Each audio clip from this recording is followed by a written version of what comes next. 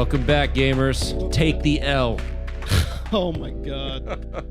Yeah, no, if you consider yourself a gamer, trademark, then sorry, I got some bad news for you. Y'all know what you're in for. It's Memory Leak. Memory Leak. We're back. Introductions as they usually are. We're leaking our memories and others. Yeah, and I'm gonna be leaking on to somebody. No, okay. We're gonna leak someone else. Yeah. What's your name? What's your name? You go first. My name's Benjamin Hypnotic to Benjamin. And my name is Geron. 60% of series sales, Geron. Oh, I don't know what that reference Yeah, is. I'll tell you. I'll though. tell you what it is. It's not as exciting as you think, but I will tell you what it is. It's pretty fucking crazy, the number.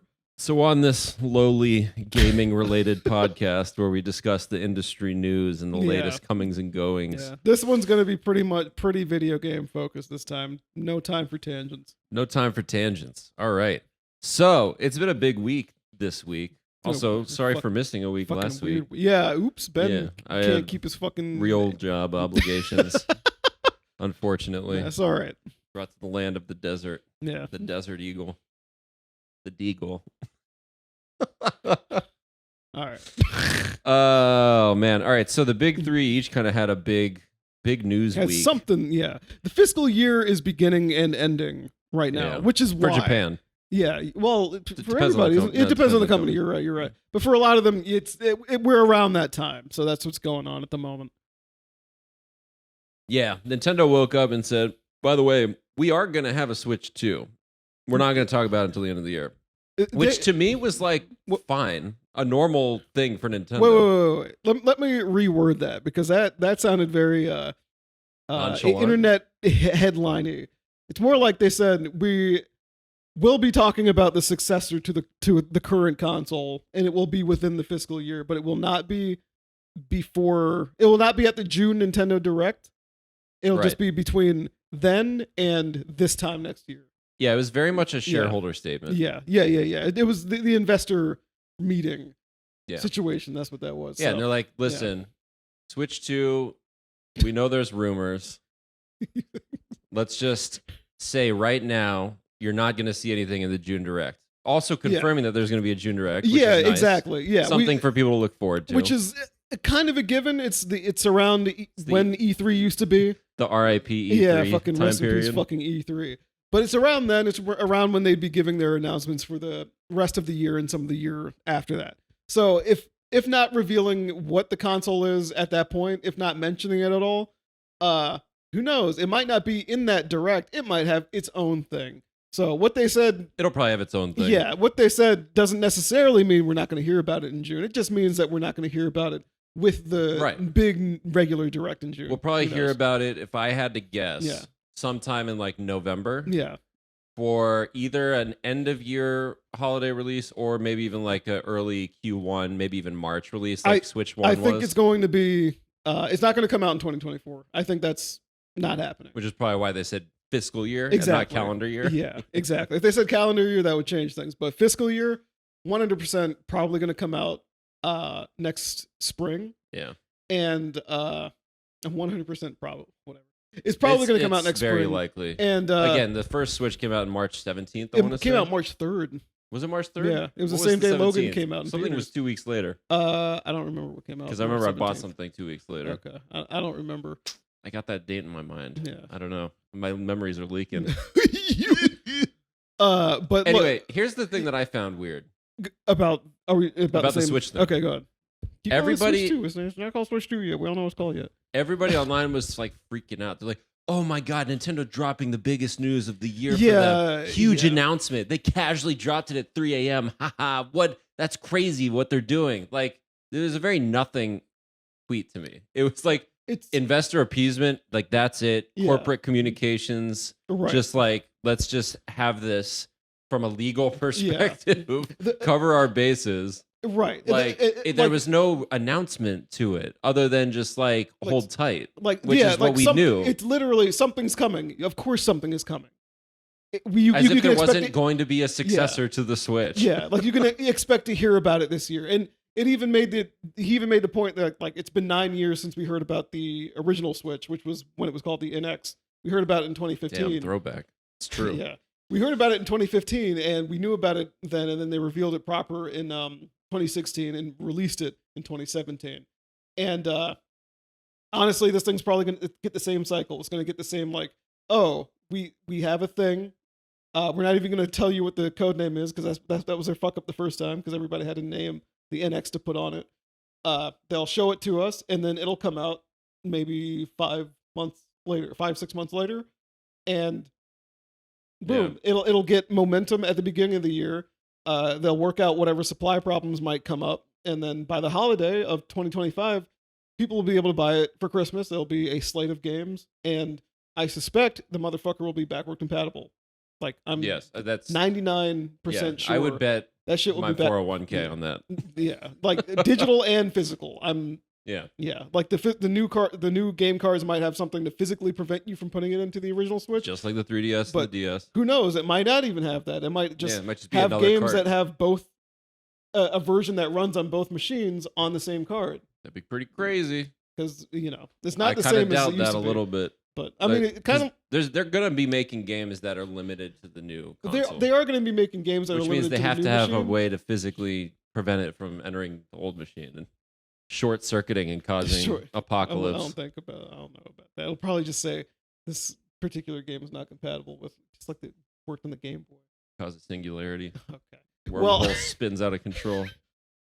Either way, new machines happening. I think you can confidently keep using your current Switch shit. You can buy more. You can be sure that you'll be able to use it on the next thing, which is coming soon. I wouldn't trade in all your stuff yet. Just wait up until we know what's going on. They announced the NES Championship Edition. NES Championship That shit was cool. That's cool. I wanted NES Remix on Switch. I wanted basically the NES same Remix thing. bad. Yeah. I don't think I'm curious as to if it's gonna have like Remix. Real like remix kind of stuff. Like it doesn't seem like it, but at the Could same be time, DLC or something if it's popular. Yeah, 150 challenges. Like that's good. They gotta make that's something good out of shit, that, man. I like that. And 13 games, and it's $30, which is. We'll see what the features are like, but it has NES Remix was 20, I think. I think that was also Each of them? $30. Maybe it was. I think each of them was both 20, them but there and was a physical that combined both of them for maybe 30 or 40. Yeah, and then there was a DS game. I didn't play the DS one. Wasn't it just all the same shit? It's all the same game. It's right? the same shit. Yeah. Yeah. It has 8-player. The split 8-player's screen. tight.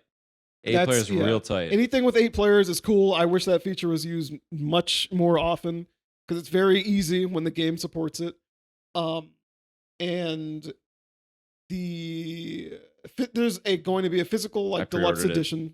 Yeah, it's the first physical game I've bought in like since pre-COVID. That's crazy. I don't buy a lot of physical games. That shit already sold out. Yeah, I got it on Best Buy. Oh, there you go. Let's fucking go. I think the Japanese version even includes the 2 Famicom controllers that they sell with NSO, which is what made me think about getting the NES controllers. I've got 2. I can just give me one. Yeah, that's weird. I don't want that. I just want both of them. Then I already told you how I feel about the way those charge. I don't like them being stuck on the Switch. I completely forgot about that. Yeah, because it's kind of awkward. It's really awkward. I just want to grab the thing. Yeah, there's no way to charge it when you're not using it. That's the problem. Yeah, I'd like to just have a USB thing that I can plug in like everything else. I have like 19 USB hubs with cables coming out of it to charge everything that I have upstairs and downstairs. So, but then, so that's cool. That's great. So I think Nintendo had a great week. Yeah, Nintendo's clearly winding down a bit on the current Switch. I mean, we still have Paper Mario on the way, but they're clearly winding down a bit. Nice. June's going to be interesting. A lot of indie games are still on the way, and Silksong. Yeah, okay. Yeah, all right. And then the next machine will come, and there's still so many games that have come out on Switch that there's no way you've played all of them. So you've got about a year to just kind of pick up things that you've got missed out on to play Pikmin 4. Shit. Yeah, got to play Pikmin 4. Are you looking at me? I already thought about it. I did something bad today. What'd you do? You bought more games? I bought Fire Emblem just to have it. What is it called? I bought 3 houses. I didn't buy Engage. Oh yeah. I bought 3 houses. I didn't already have 3 houses. Engage is the newest one, right? Engage is the one that came out just last year. 3 houses one came out in 2019, and I have it now. So is that to open it? What was the last Fire Emblem game you played before that? Was it Awakening? It's Awakening. Damn. So it's been a while. It's been That's a good 11 years. Good. You've been jonesing. Awakening is really good. I didn't like it, and that's how I knew Fire Emblem just wasn't for me. Use a moron. Yeah, I have a bad brain when it comes to those kinds of games. I don't like my characters dying. Well, so like I would do each level and I would restart if a character died, and I kept restarting. I was like, I'm not having fun. Yeah. So I just stopped playing. I never even got to the point where like Lucina shows up. Really? I didn't even get that far. You didn't play anything. I barely got into it. God. And I played it for like a couple hours. That should tell you like that's insane. How incorrectly I was playing that game. I just like I didn't know you couldn't like do that. Do you have I don't like a lot of tactics games. I have a very specific like I really like Final Fantasy Tactics because I really like when you can like just buy units essentially. Yeah, you can replenish units. I don't like the Fire Emblem way that units are handled. Well, Awakening has a cool thing where you can street pass people and take their leader unit, their tactician or whatever. Yeah, and it's also like Fire Emblem also focuses at least 50% of the game now, and it's been increasing since. Yeah, it has been on the fucking social stuff. Yep, on the stuff outside of like the conversations, the relationships. Like you have a whole the visual novel type stuff. Yeah, like not Three Houses. Awakening doesn't have it, but like Three Houses and games after Awakening did. Like you can run around an environment and talk to the other characters and things like that before you prepare for the next. And that's all fine. I'm all for them continue to innovate and do their thing for their audience. Yeah, I'll never care about it. I don't think, but like anytime I see Fire Emblem stuff come out, new Smash character, whatever it is, I'm like, I'm happy for the fan base. I'm happy for the fans. I got no ill will when I see Fire Emblem stuff. I'm like, all right, more characters. The characters are cool looking. Yeah, they got cool weird weapons and stuff. Yeah, no, the Levin sword and the weird Korin chainsaw thing. Yeah, like, I wish that's what I was gonna say. Fates had cool weapons because they had a ninja themed weapon triangle too, like shuriken and shit like that. But apparently the game isn't very good. So oops, that's what happens. Was it Fates a remake? No, Fates wasn't a remake. Fire Emblem Fates is the game that was split into like 3 different paths. Like Birthright, Conquest, and then there's the last one. But they did remake a game. They remake that one was called Echoes. Echoes. Yeah, that's right. I get those Echoes, confused. Shadows of Valencia, I think. That's the one. Valencia. But yeah, so okay, I said no tangents though. But yeah, so you bought 3 Houses. You got to play Pikmin 4. Yeah, Pikmin 4. I'm like, it's in my mind. I want to start. It's really good. Yeah.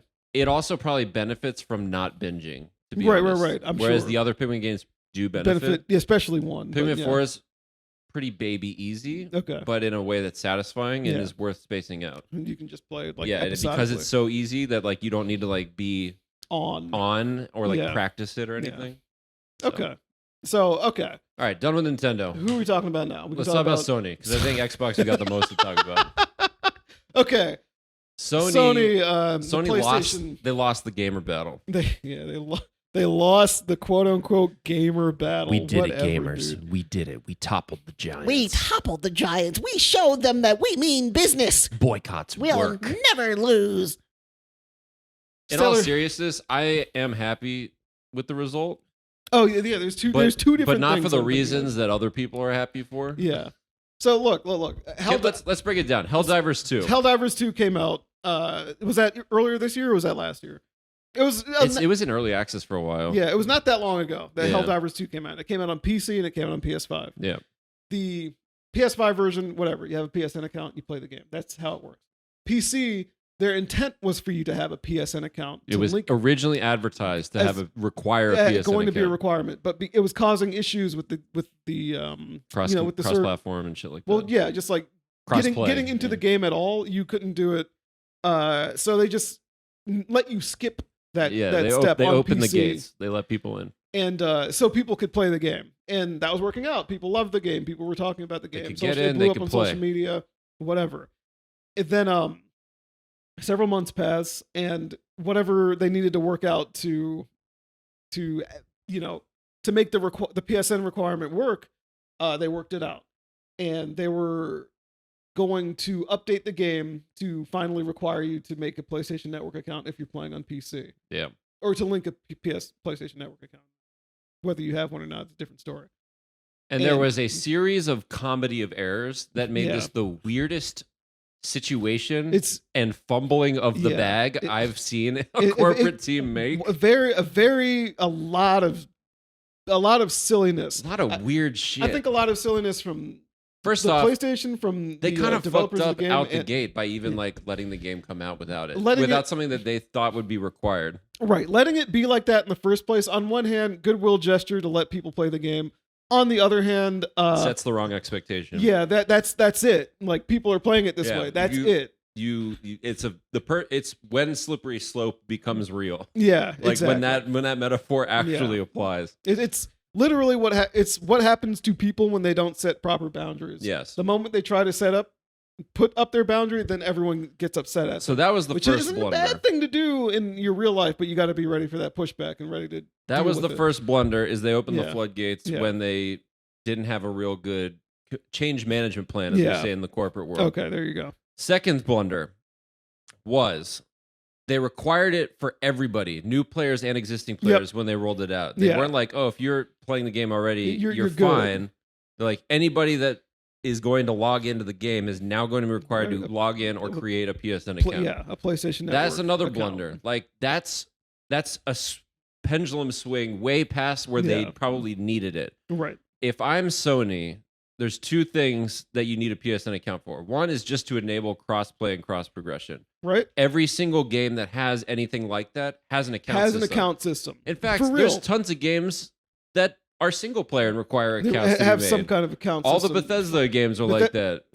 Bethesda games don't require it, but they do have it. They do have it for like mods and stuff, like for the in-game mods. Half the fucking Ubisoft games require it. I was going to say, Ubisoft most EA games does that shit require all the time. Ubisoft doing that shit is annoying as fuck. It's fantastic that I have my Ubisoft account from 2003 when I was uploading fucking high scores from Beyond Good and Evil using long passwords. But yeah, nah. But for multiple games, it makes sense. It makes complete sense because you would have to log in from different machines on different platforms connected to different servers. There's no other way for them to know that you are you. You need to have some kind of identity you need to have management some kind of way to platform that manages these things, and that's the easiest way to do it. An example of something that does it really well is actually Warframe. Where, if you played on console before, you can continue playing just fine. You can still play with You can use that as like the initiating account. But if you want to use cross save and you want to use cross progression and full cross play everything, like cross purchasing and everything, then you need to make an account you need to make a Warframe account on PC and then link your accounts to that. Right. And after you do that, you don't really have to think about it anymore. That's how most Epic games are too. Oh yeah. Fortnite, That's Rocket true. League, Fall Guys, whatever it is. In fact, Xbox shit is like that too. Like when you log into certain Microsoft games on PC, it'll just be like, oh, are you logged into a Microsoft account? Then it'll just use that. And if not, you'll just log into it. It gives you all your shit. So the only other reason why I could imagine Sony requiring this is from like a marketing perspective and a like usage tracking and adoption, like getting the stats. Usage metrics kind of thing. Yeah. Which is becoming increasingly valuable for companies. Yep.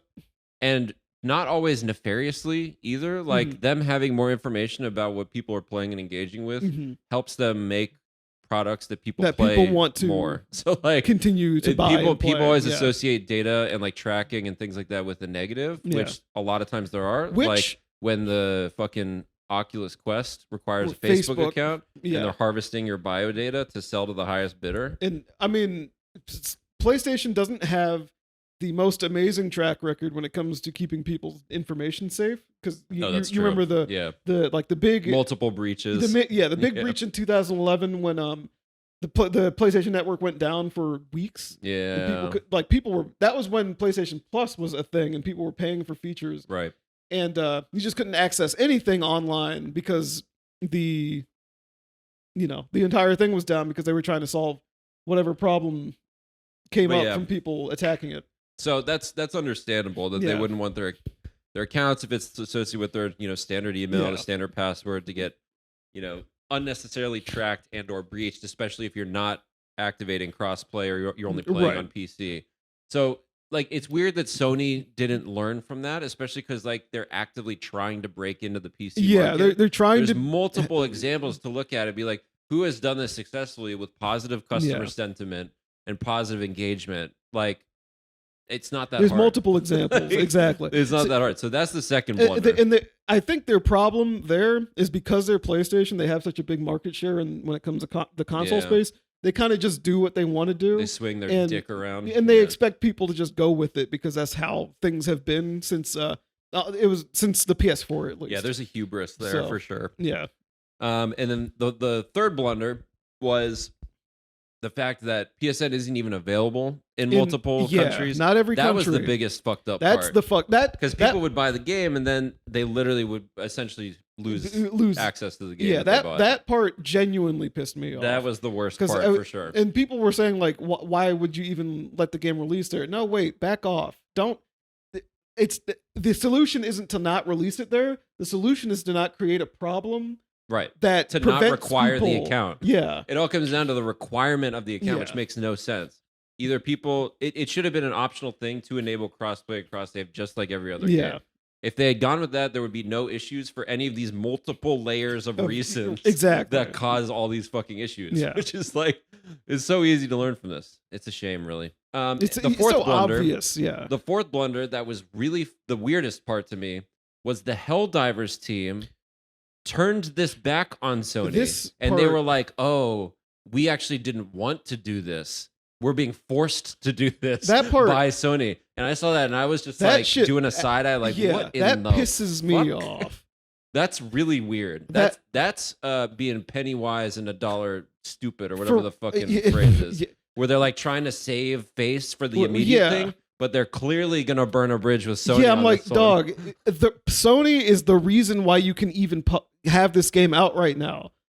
Don't do that. Yeah. Like really unnecessary. You can apologize. You can do this not to Sony. I mean, like, apologize to the players and everything and try to make right on what's going on here. But to turn it into some cartoony fucking us against them and we're on the side of the gamers David bullshit versus Goliath like thing. No, you aren't. And here's the problem with this community. This community, above all other communities, cannot be satiated that way. Yeah. You turn that shit, you burn the bridge with Sony, you're not going to satisfy the customers anyway. Yeah. They're still pissed. They're still fucking sending you death threats and shit. Which is and like that's clowning also on insane. you for even apologizing in the first place. Yeah. So, beta cucks. They're just like, oh, we're giving it to them as the superior PC players. Like it's weird corniest like blunders across right the board from both Sony and the Helldivers team. I can't really remember the last time that such a small thing, especially something that again has been done like with very minimal friction in the past and positioned as a value add in most cases. Yeah. Because we're enabling crossplay, enabling cross progression. If you do want to play it on your couch or at your computer or whatever, like there's so many better ways to frame it. Like the corporate communications and change management skill set is just not there for a lot of these teams, and it shows direly. Yeah, it's like, dog. A lot of development teams are very talented when it comes to making a product, like an entertainment thing, like making art, programming it, whatever, doing all that. But once they start having to communicate in a serious tone, like we're talking about people's money. We're not talking about just some random access thing. We're talking about people buying the game and then suddenly not being able to play it. You can't be weird about that because now you can't make it political. Like now, when I think of the Helldivers developers, I think of all of them as weirdos. Yeah, I hate thinking about the development teams of anything as weirdos because I know they're weirdos, but I don't want to think about it. You know what I mean? Like you have to be weird to do this kind of thing anyway. Right. Speaking as someone who's been behind the curtain, you know. Yeah. But the thing about the whole thing is that so the result ended up being that Sony rolled it back. They rolled it back. They were like, "Hey, we heard your feedback. We heard you." Yeah. Listen, sending feedback is great to companies. I highly encourage everybody to do it. I will say I have a 100% track record. Every company I've tweeted at something that I wanted to get done, even if it's just aspiration, like, "Hey, you should port this game to Switch," like back in 2018 or whatever when Switch didn't have that many games. or like, hey, this would be a great feature to implement. Yeah. All of those things I've tweeted about have come to pass. That's funny. I didn't Which know is that. really I funny. did not know You that. go back and check my reply history, Yeah. which is not much. I don't think I've sent a tweet on that platform in at least 3 or 4 years at this point. But all the things that I did came to pass, which is really funny. Yeah. And I'd need some it's examples extremely later. anecdotal and not a correlation causation situation. Yeah, absolutely. Yeah, I'm not I don't making it out suspect to that be you like think that, you're but the hero here. it feels good when the things that you tweet at do get acted on. Yeah. And that happens sometimes. So like there's no reason not to do it and to do it in a normal, personable human way. So what you just described, normal, personable human way. will never happen. People in don't this fucking these motherfuckers don't do that. Yeah. That's the problem. These motherfuckers No, yeah, it's true. will complain and send death threats like you were talking about. They will say the worst vitriolic shit that they can say on an anonymous platform. And when it looks like it works, that sends a message that it works. And I hate that. One of my biggest things that everyone who's ever spoken to me about quote unquote gamers knows what kind of gamer I mean when I say gamers. With a capital G. With a capital G and a hard R. A hard R. Jesus, maybe that needs to be cut out. Fucking when these motherfuckers think that they know everything already and that they matter, not saying that they don't matter to the world, whatever. I mean that they matter, that their statements matter. Yeah, that they matter in a way that can affect all of the products that they're just buying past them just buying or not buying it. That means they're going to get worse every time. You're going to get the weirdest motherfuckers that will keep going and going and going. You'll end up with a petition that Jeremy is telling you about partway through. It's like, and oh my God. And it's just like, no. Your customers sometimes know what they're talking about. That sometime is so low that you need to make sure. But Geron, the customer's always right. The customer is always wrong. No, they're not always wrong, but you need to. I think Sony needs to make sure it's known what feedback they received that made them change their. And it's really hard to do that on a platform like that because I actually would say that's probably not worth doing. Well, it's not. It's why Nintendo has the approach that they have, which is tight fucking lipped. Yeah. Don't say shit. People are going to complain and make up their own weird expectations that they then are disappointed by. Yeah. For whatever reason. I mean, they're going to buy the shit anyways. But it's like the ebb and flow of the tide. It comes and it goes. Right. You know? Yeah. And if you're tight-lipped about it, you're never going to get hit with a fucking tsunami because there's no fissure to cause that, right? Yeah. So it's like, it's a whole thing where as soon as you open the floodgates or go one direction or the other and you start trying to compensate, you start getting in this positive feedback loop that gets worse and worse and worse. And you try to fix something and it might make it shorter, easier in the short term, but worse in the long term. And it's just, there's no winning that game. There's absolutely no winning that game, yeah. But, at least because Sony reversed the Helldiver situation, it means that we're almost there for getting the Stellar Blade censorship undone. Real quick, we got to talk about it real quick. All right, Stellar Blade came out a couple of weeks ago, and Stellar Blade is it's an action game. That's first and foremost an action game. It's an action game from Korea, and the game features a lot of characters, but its main character you can get she's the ideal female form according to she's a 2024 Korean Lara Croft, I guess. She got big old jumblies. Don't say that. But yeah, so in the game there are, outside of a couple of things like a sign that says hard next. It's a sign that is like R store and it has the word hard next to it.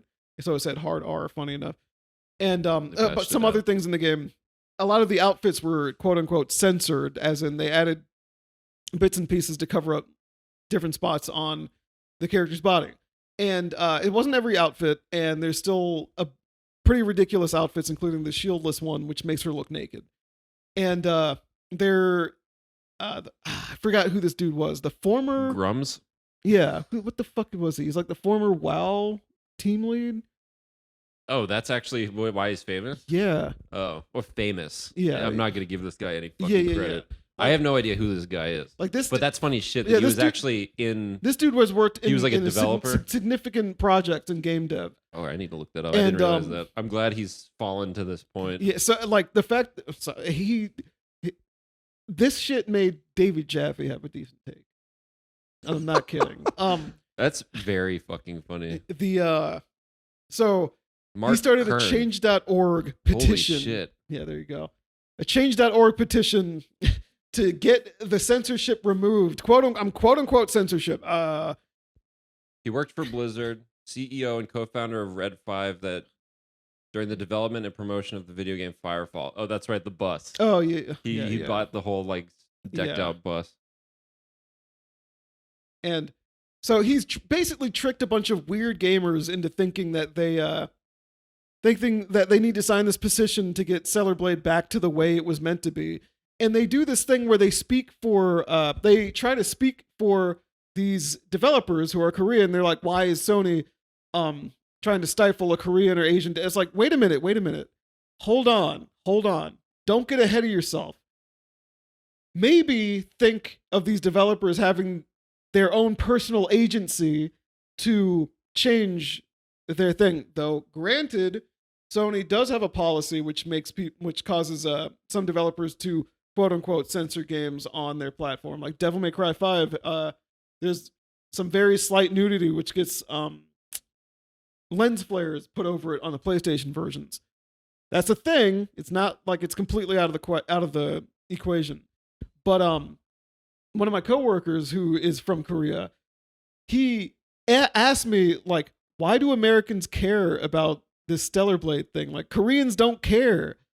Just it's really funny. And that my thing is like, yeah, it's like when any group of people speaks for another one, you end up with this disconnect between what's important and what's not. And so we have a bunch of weirdo, like at least 75,000 weirdo gamers signing a petition to get something changed that just isn't important. It's just like Colonel Campbell says in Metal Gear Solid 2. Here we go, yeah. The individual has more ruinous power than ever, or something to that effect. Something to that, yeah. And damn, the videos that came out of that thing. I will never forget Jeremy, and I'll never forget the dude who said he was getting his game on Wednesday. Which I hope he's enjoying. There were some troll posts Wednesday. on that were pretty funny, though. Yeah, there were too. There were some people that had some sense and were like, "This is ridiculous. I'm just gonna roast the shit out of this." Yeah, because this petition isn't gonna change shit. It's absurd. But there were some things in there that you said though that lead us to our third and final topic. Do you have anything else to say about Sony? They do business in such a fucking weird way. They closed Japan studio not that long ago, which is an important detail about them. Yeah, Japan studio's gone, dog. Oh shit. PlayStation is barely Japanese anymore. Yeah, which is like weird because it is weird. PlayStation is because it's Sony from there. Like that's where their home base was, but PlayStation home base is not anymore. Well, it's also Sony's home base is still there, isn't it? Sony is, but Sony. I think of Sony and PlayStation as two different entities at this point. Well, true, but like the people making decisions for PlayStation are not the same people. It's true at Sony proper. So Sony will tell them what to do. You know what I mean? Yeah. But yeah. So the third one, Microsoft. Third one was sad, man. Third one's fucked up. It's fucked up, but I got some hot takes. Okay, well, let me break down what happened. Yeah, so a couple of years ago, Microsoft bought a bunch of fucking companies. Activision, they've been doing this Bethesda, for a or while. ZeniMax, who has a bunch of companies, including Bethesda and it's been part of their strategy Gameworks and id and all of that. Like in order to have a subscription service, yeah, which is really they kind of spearheaded. Sony has sort of tagged along and done their own sort of version of that, as they do. But Game Pass. Right. There's Game Pass, yeah. In order to be successful with Game Pass, I guess their strategy has been that they need to acquire multiple people to keep a constant stream of stuff. Games that show up only on Game Pass. That's right. And then reward people with Game Pass because all first party games are day it's the one. Netflix strategy. So you got to for make games. every game first party, so it shows up day one. Yeah. As a policy, and so that's a situation they created, and they spent billions of dollars to acquire all of these companies, all these studios and publishers, and they're kind of just doing stuff with it. We got. What are they? That's what I'm saying. Like they're kind of setting them up to make them money. So you buy Fallout 4 on PS5, Microsoft gets money for it now. Yeah, they're investments. In the classical. It's like people that buy up property but are not actually managing the property. Yeah, that's exactly right. They become landlords and they take a cut. And sticking with that landlord shit, they can kind of evict whoever they want. Yep. Within reason, I guess. But in the last couple of days, Microsoft closed Tango Gameworks. Yep. That makes it's Shinji Mikami built this company, then left. In 2022. In 2022. Important detail. Did he leave in 2022 or 23? Mm-hmm. Oh. 22. Okay, so Shinji Mikami left, but that company built Hi-Fi Rush, which came out last year. It was a shadow drop and it was a hit for critically, and it came out on PS5 recently. And then they made The Evil Within and Ghostwire Tokyo, stuff like that. Then there was a company that makes Mighty Doom. They just were like, you're not making Mighty Doom anymore. It's a mobile game. And it was like it's like anybody who makes this shit, it's gone. Sorry. Like you can't buy. I was wrong. You were right. It was 2023. Oh, there you go. They announced it in February 2023. There you go. And then what else? Arcane Austin. Specifically Austin. Yeah. Leon is fine. Yeah, Leon is fine. But Austin has had problems for a long time. I forget what the fuck the company was called before. They were working on it wasn't originally Arcane? No. They were originally working on a game. I'm on it. In 2015 or so. And funny enough, they had so at ZeniMax there's an atrium, and in the atrium there are a lot of like statues and things like that of different characters from different games. It looks different now, I'll say that. You've probably seen it in Starfield promotional material. But they used to have a big big things from Wolfenstein and stuff like that. And they had stuff from a game that was being worked on whose name I cannot remember off the top of my head right now. And that game got fucking canceled. And when that game got canceled, those little character statues were removed so fast. It was so sad. But that company was focused on making online stuff. And they helped work on Fallout 76 as like a, can you still make things? And in that, they got, like after that, I believe they got turned into Arcane Austin. There's 3 games that are listed under canceled, but it's for all of Arcane. Return to Ravenholm for Valve. Let me see that. The Crossing and LMNO. Okay. Oh, LMNO. Holy shit, they were working on LMNO. So LMNO, remember Boom Blocks? Vaguely? Boom Blocks had the code name of like ABCD. And it was that and LMNO that were being worked on around the same time. Oh, that does ring a bell. That's a long so time strange. But let me see. Is this a page about Arcane? No, this is Arcane Studios. We need Arcane Austin, which is very... they don't have a dedicated Wikipedia page. Oh, shit. It's just embedded, so I had to try to filter out information I couldn't Are find. you using the Wikipedia app? Yeah. That's crazy. Okay, here's why. There was a weird period of time where, for whatever reason, Google Chrome would not show Wikipedia, regular Wikipedia, in their search results. Okay. So, for whatever reason, it would only show like the foreign versions of Wikipedia. Yeah. Like if I would search Wikipedia, whatever I was trying to look for, I was like, why the fuck is this not showing up? What is going on here? I don't know what was happening during that period of time. And in that period of time, I installed the Wikipedia app because I couldn't fucking get deal with to what I needed. So now I'm a Wikipedia app enthusiast. Let me see if I can find out what the name Battle Cry. That's what it fucking was. Oh, that rings a bell too. Was that the like MOBA? No. Oh, maybe I fucked up. Hold on. Bethesda Austin is maybe that's what I'm thinking of. Maybe that's not the same as Arcane Austin. Oh, that sounds about right, actually. Yeah, then that might be my fuck up. Hold on, let me make sure. Battlecry. Bethesda Game Studios Austin. What happened to Bethesda's Battlecry? Ugh. Bethesda said in October 2015 that it was being evaluated. Not a good Yeah, sign. oh, I remember that. Oh, Battleborn is what I was thinking. Yeah, of. yeah, I always mix them up, but yeah. These fucking battle games, man. Oh, it was supposed to be a MOBA though. Yeah, So like supposed to be very a lot of similar to things. Battleborn. oh, okay. They did rename the Bethesda Studios Austin. So I fucked up. Yeah, Battlecry Studios got bought by Bethesda Game Yeah, Studios yeah. Austin. Not Arcane Austin. Yeah, not Arcane did Austin. Prey. I fucked up. Yeah, that was my fuck up. Prey was the big one that Yeah. people really liked. I don't know anything about it. I never touched it. Prey was cool. Did you play it? I watched it get worked on. Oh shit, you were there? I was there for that. That's tight. Prey was cool. Like all the little the aliens becoming the aliens made out of not made out of It the looks alien kinda taking cool. the form of other shit. It has hardly anything to do With the original Prey? The original Prey, like hardly anything. Like not even hardly anything to do. It has nothing to do with it. Mm. But Weren't they gonna make a sequel? Prey 2, yeah, the original Prey 2 got canceled though. And if there was going to be a sequel to this one, that shit's canceled.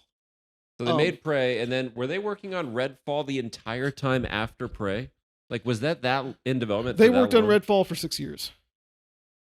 And Redfall was a problem. Redfall, it was a people. Did you touch it at all? Nope. Have you touched it since it Nope. came out? Is it on Game Pass? I think so. It's a first party game, so it must be. Are you gonna buy it to support No, developers? that's not how that works. Why buy a game that's supporting developers that don't fucking work for the company anymore? I would just be feeding Microsoft at that point.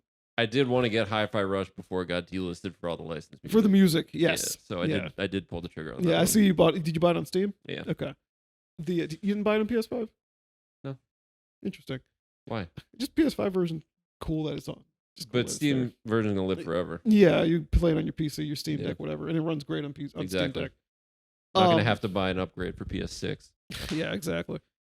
Because you know they're gonna sell it that way, or if they Yeah. could. But what am I trying to say? I'm trying to say that Arcane Austin and Redfall. Redfall, and Redfall came out 30 FPS, and that made everybody upset.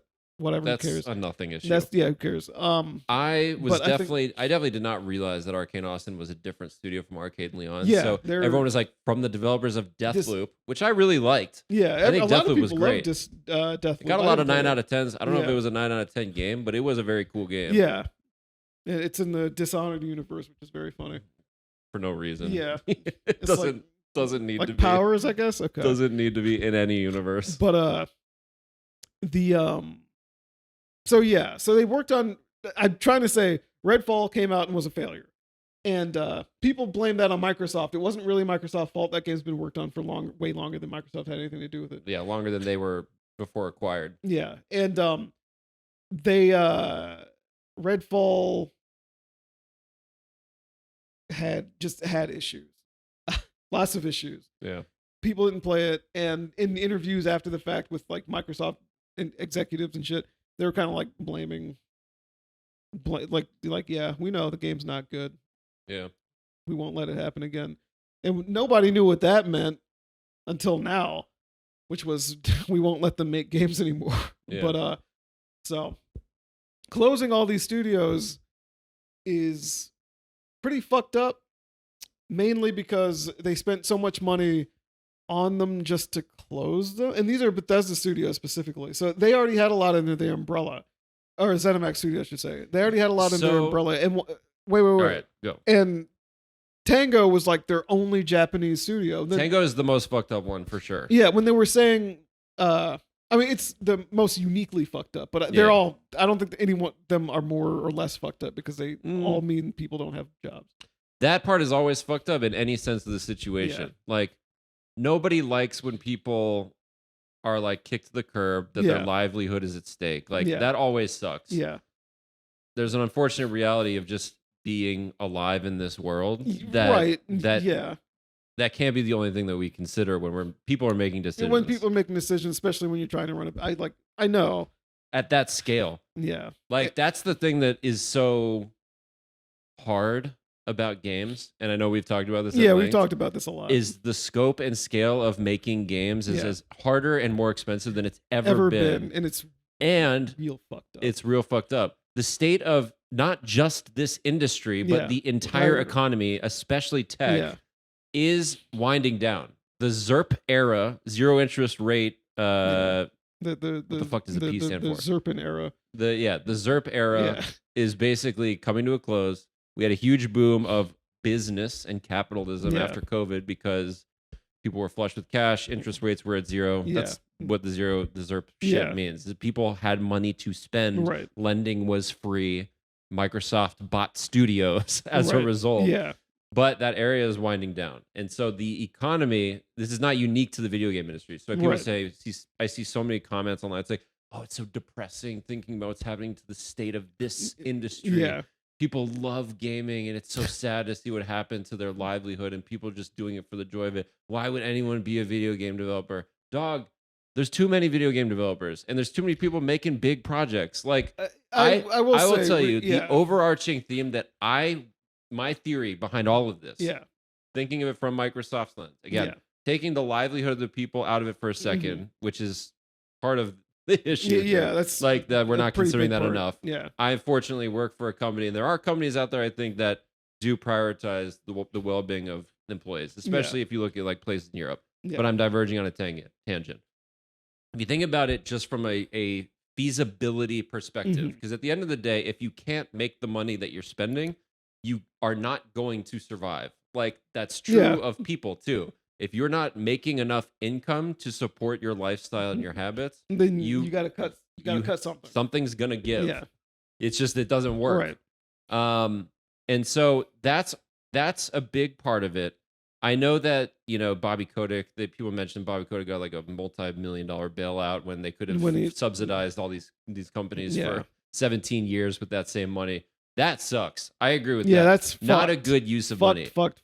Not a good use of money that could have gone to a better place. Obviously, I don't think the timing made sense to compare the two, but where am I going with this? I think a big part of this and a big part of corporate America is the idea of leadership. And I want to go back to Shinji Mikami leaving. As soon as Tango Gameworks got bought, like within months, Shinji Mikami's like, I don't like what's happening. I don't like who I have to report to. I'm out of here. Shinji Mikami was like the vision of the studio. When you don't have a leader to drive the studio vision, to keep everybody marching in the same direction, everything lined up, you're literally just burning money. Like if you don't have somebody in that place to make use of the hundreds of employees that you have in that studio, then you are literally just wasting money and those people's time. Honestly, those people's time would be better served working somewhere else under proper leadership, growing, improving themselves, improving their careers, working towards something that like matters and gives them purpose. So like, I think it makes sense. And if as soon as Shinji Mikami left, if I was working there, I'd be like, oh, writing's on the wall. It's time to find another job. Like straight up, there's nobody stepping in to lead that vision there. Especially with Microsoft, a 99% US American company. Yeah, I see. Like, it sucks. They probably shouldn't have bought Tango Gameworks. Like, that's a fucked up thing that they did, especially if it's not a good cultural fit. Shinji Mikami didn't want that, I guess. Well, see, ZeniMax bought them however long ago, so it just. If they bought ZeniMax, that just came with it. There's nothing they could. Yeah. So it wasn't even necessarily Microsoft saying Tango Gameworks specifically. Yeah, no, it was just came with ZeniMax. It came with everything ZeniMax had. So that's and like series of unfortunate events. For Tango Gameworks. And like, but again, going back to the whole idea of like being penny wise and a dollar stupid. Like, I understand that Hi-Fi Rush was a shadow success. I really think those people are going to be better served all just like working for a better company like local to them that I mean works with their culture and their shit. Realistically, sure. It's just like it sucks. That one sucks the most for sure because like the successes they've had. Yeah. But it's just when you think of the way that studio meshes with the vision and what Microsoft's trying to do and their market demographics and just like their whole strategy, like it was bound to happen, especially after Shinji Mikami left. Like it was just a ticking time bomb. And then with the economy going the way it was, the industry going the way it was, there was no world in which this didn't happen. You know what I mean? Maybe. What I wish they would have done, I wish they would have just sold Tango Gameworks to a different developer. I think that would have been a better approach. Like sell them to a Capcom. Even though Shinji Mikami came from Capcom. Yeah, no, that wasn't happening. I don't think that would have happened. I think they probably didn't get a chance to even try. But like Platinum Games went independent. They haven't had. So did Toys for Bob. They did that Toys like a for Bob year or did two that ago. As soon as they got acquired by as soon as they got the Microsoft. winds of it, they're like, "Hey, let's figure this out and get out of here." But here's the thing: those studios had leadership to guide them through that. And Sure. when Shinji Mikami left, they had nobody. Like, See, no. They were fucked. I think the fuck up. I think you're making a fuck up by thinking that Shinji Mikami was so integral. was that he not him like leaving, the president of that company? He is not a dumb dude. That's probably one of the smartest dudes in the industry. Sure. And he always makes sure there's somebody able to fill his spot when he leaves. And he gave that position, I believe, to Well, then whoever he gave it to fucked up massively. but I don't think so. I don't think they had a chance to fuck up. Because Hi-Fi Rush came out and then it's been a year. That's it. Yeah. They maybe. literally did not have a chance to fuck up. I mean, it's impossible to say. Like, Yeah. I have a hard time believing that there weren't at least discussions of like, what's on your roadmap? How are you organized? Sure. How are you being efficient with your costs? Sure. You know what I mean? Yeah. But but without seeing those conversations or without hearing conversations, I guess there's no way to know. But like, what should I call it? I sound like a bootlicking shill just because I've been in You've corporate been too worlds close to too that long. shit. I've seen how this shit happens. I think what happened was that it was very easy for them to make that decision to cut it because they probably got Tango Gameworks because they wanted Shinji Mikami, not because someone fucked up. I don't think. But you said it was part of ZeniMax. Huh? They probably just wanted ZeniMax. They wanted ZeniMax, But not because of Shinji Mikami. Not because of Shinji Mikami, but having Tango and letting them do anything Yeah. was like, oh, Shinji Mikami is there.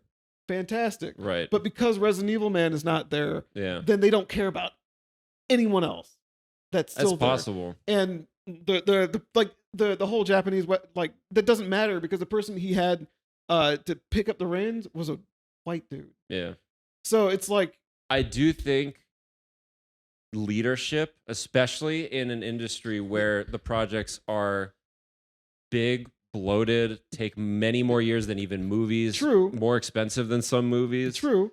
Like, not having a strong leader is brutal Well, for that being successful. But it's still fucked up because No, I didn't. I'm not saying it's not fucked up. Yeah. I'm just saying when you don't have that, like the vacuum is especially felt. But it's just like Shinji Mikami is, like I said, he made sure the person he left it to No, yeah, I know. is probably that strong. Not to mention the whole thing about That's having probably these true. big things.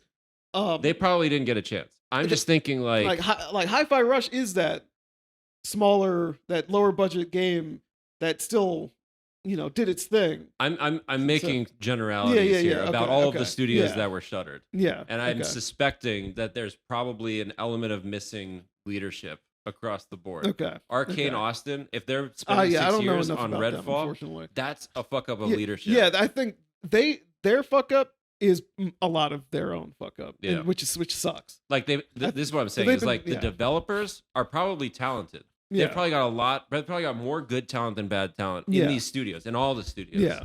And I hope they all find jobs and success. I think the reason why a lot of these studios fail, they don't have people that can corral this volume of people for this volume of work in an effective, sure. Yeah. efficient way. Yeah. That respects the cost, especially with an industry that's going to keep tightening the operational efficiencies. They have to. They have no. In fact, when I was looking at my phone, even This is why we both agree the Yeah. scope and scale of games need to go down to AA. Needs- We need HD PS2 games to come back. Yeah, that needs we to need be games real. to be turned around in 1 to 2 years. It- Everybody would be happier.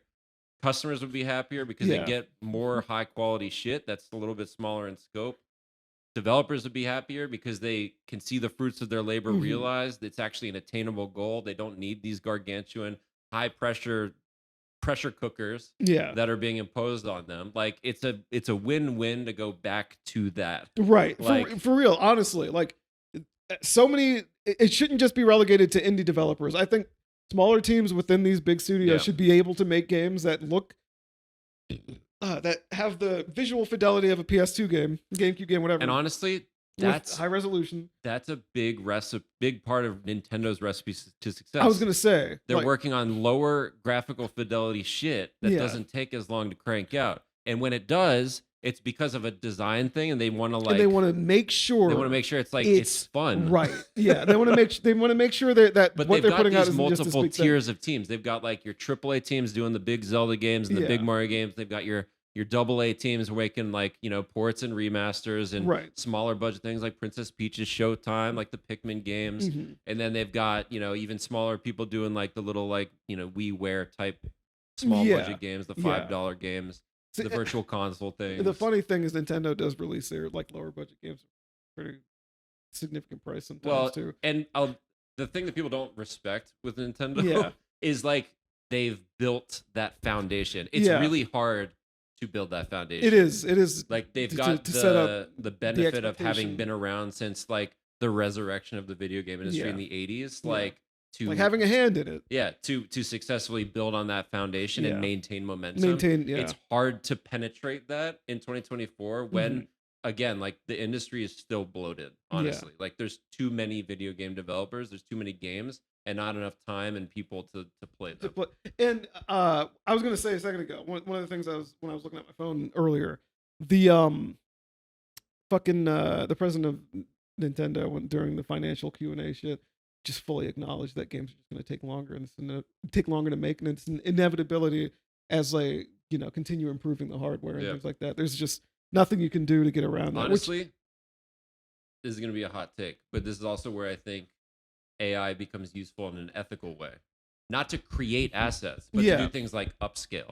Like things like I- that. yeah, Like, I mean- create something quick, create your own assets, train your AI model to do like the busy work of like Yeah. tuning it or whatever it is, whatever Yeah. in the fucking art world, like yeah, improving it I for like think- a new generation so that it doesn't have to look just like a PS2 game. But you build the PS2 shit, the rigging and all of that, Yeah. and then you throw an AI layer on top of it to upscale it. And I think stuff like that is already used. It's probably it's is. used to streamline certain processes, and that's fine. It's not Yeah. if you're using AI That's a as good the use of starting AI. point and your starting point and your end point. That's not That's good. fucked. No, that's If not you're good. using it to just kind of That's negligent. tighten the things that you as a human Yeah, can't. use it for operational efficiency. Yeah. Let it do a percentage of the work for you when you can spend your time on other shit. Oh, they fully acknowledge that the account system is going to be used on the next thing too. Great. Yeah, I saw that. Digital and physical backwards Yeah, we're compatibility. good. We're good. Anyway, The it sucks. I apologize if I sound like somebody that's siding with Microsoft on this. I'm not. I'm just acknowledging the reality Yeah. of how these decisions get made and why some of them might be foreseeable for people that might be working there. The other thing I'm going to mention, go ahead. people online, their takes are always coming from a point of like entitlement.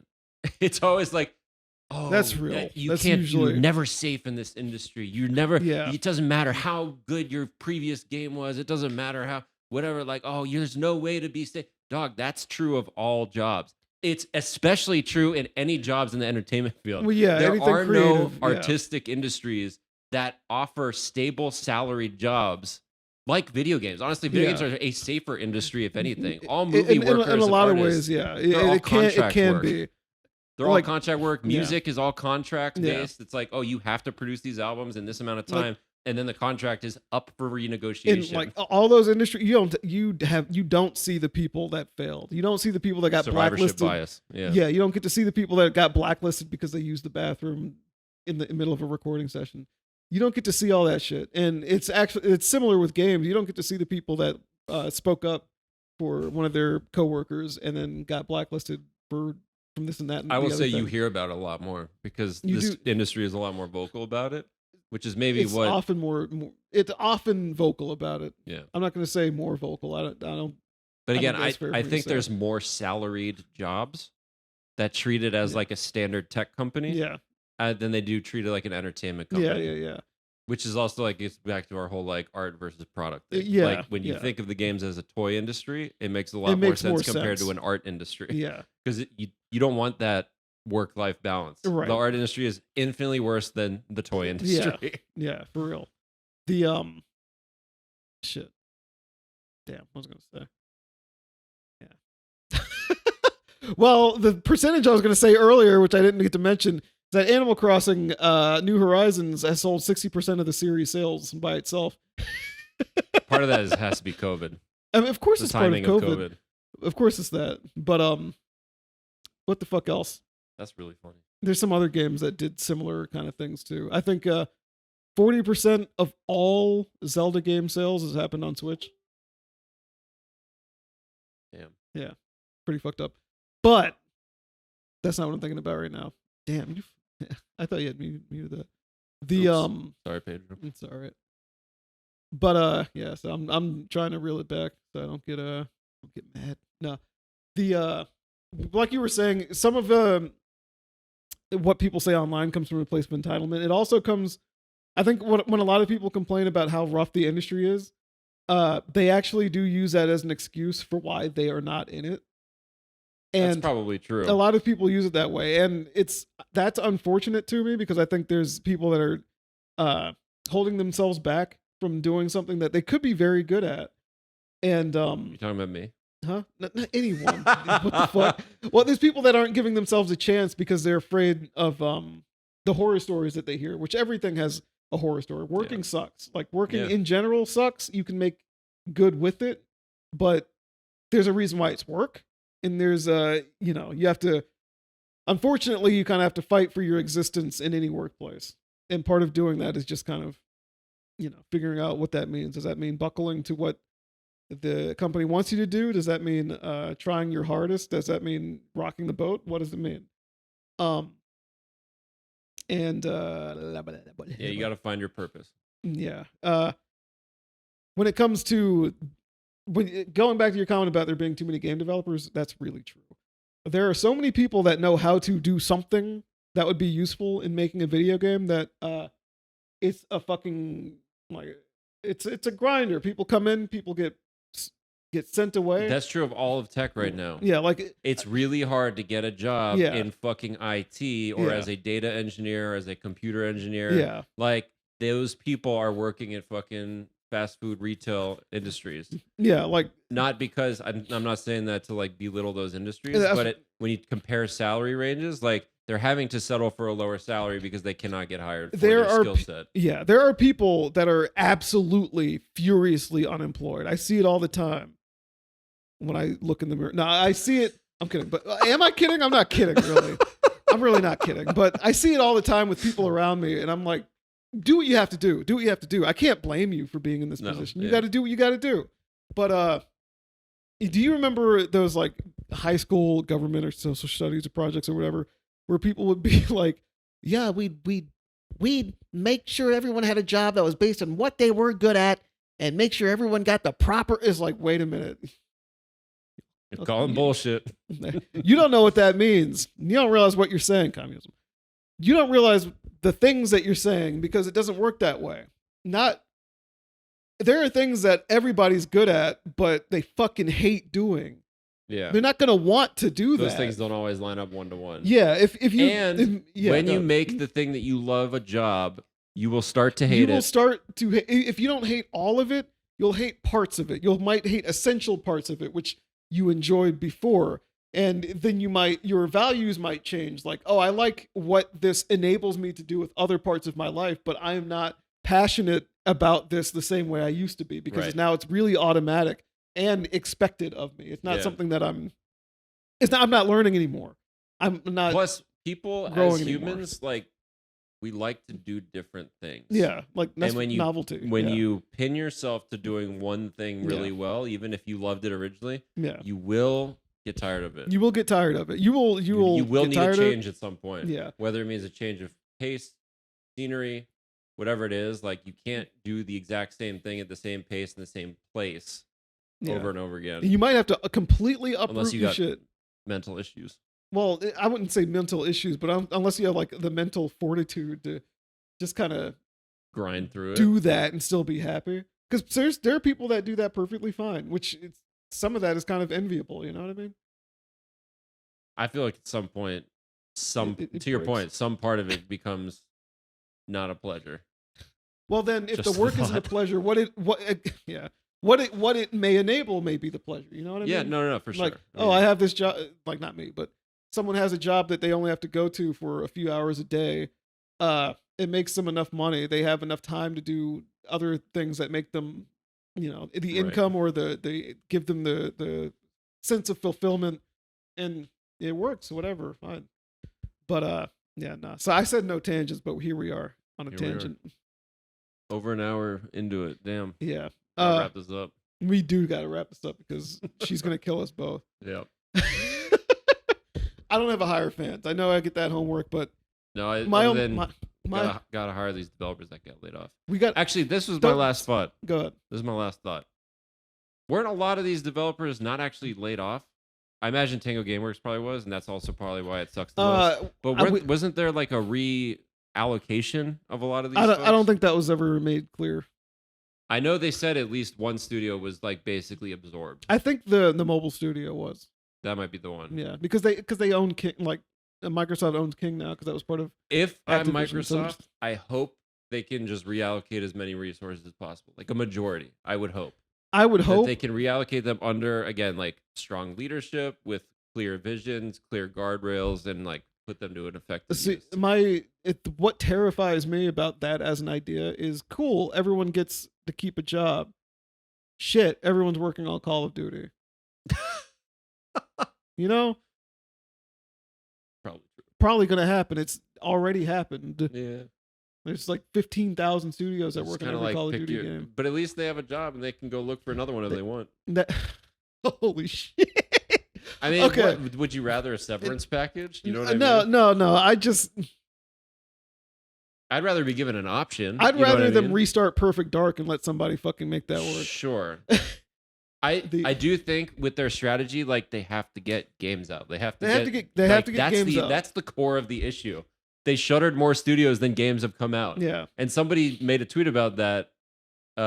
More games that have come out in the past year or something like that. Yeah. Somebody made a tweet about that as if to say like, oh, they're doing a fucked up thing by firing the studios. The fucked up thing is that they're not producing shit that they need to be producing. Like there's no money coming in. And where the fault in that is probably just the way modern game development is and the economy. Yeah. Like we were saying before. So gotta get results. Anyway, hire those people. Hire those people. Do not hire, Don't hire the fans. Stellar Blade fucking Don't hire petition the dudes. petition. Yeah. Don't hire Mark Grums, Mark Kern, whatever the fuck his name is. He had his time. Yeah, he had his Give fucking new chance. generation He failed chance. it. All right. Let's end it. All right, let's roll Sad. out the red carpet. As Sad. Sean Evans says on First We Feast. What's the fucking thing? Hot Wings? Whatever it's called. All right. I'm sorry that shoot us an email. Ben said that. Shoot us an email. Yeah, shoot us. At thememoryleakpodcast@gmail.com. Give us a like, comment, subscribe on Spotify, iHeartRadio, Google Podcasts, Apple Podcasts, Podbean, and YouTube. There you go. We'll be here all day. No, we're not. leaving right now. Going the fuck home now. All right, until next time. Peace. Right. Bye-bye. Bye.